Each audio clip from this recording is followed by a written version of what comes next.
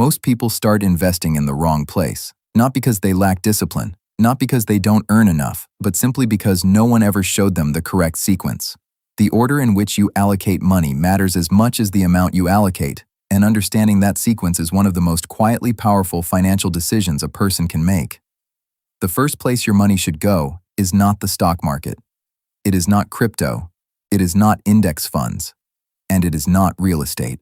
The first destination is a small, stable emergency fund, somewhere between 1 and 2 months of basic expenses held in cash.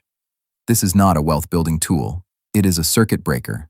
Without it, every unexpected expense, a car repair, a medical bill, a job disruption, forces you to either take on debt or liquidate investments at the worst possible moment. A small cash buffer doesn't earn returns.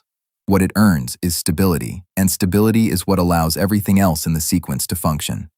The second step is employer-matched retirement contributions, if your workplace offers them. This is mathematically the highest return move available to most working people.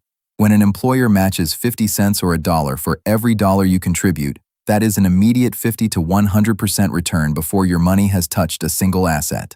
No index fund, no growth stock, no alternative investment consistently delivers that kind of guaranteed immediate return. Contributing enough to capture the full match is not optional if you are trying to build wealth intelligently.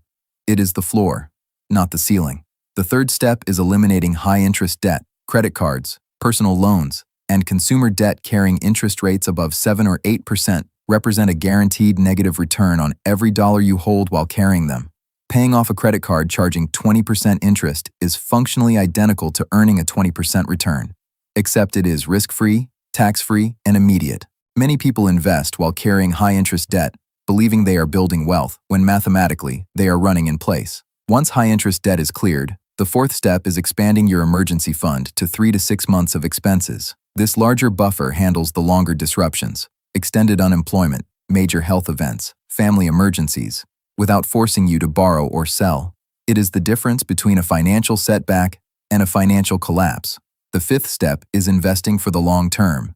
Tax-advantaged accounts first, where available, then taxable brokerage accounts for anything beyond contribution limits. Low-cost, broadly diversified index funds are the most evidence-supported vehicle for most people at this stage.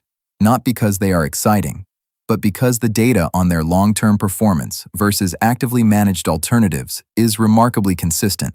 What makes this sequence work is not any single step in isolation. It is the compounding effect of having each layer in place before building the next. Investing aggressively while carrying high-interest debt and no emergency fund is structurally unstable. One disruption unwinds months of progress. But when each layer is properly established, the system becomes self-reinforcing. Stability enables consistency, consistency enables compounding, and compounding is where real wealth accumulation actually lives. The smartest financial move most people can make is not finding the best investment. It is building the foundation that allows their investments to survive long enough to matter.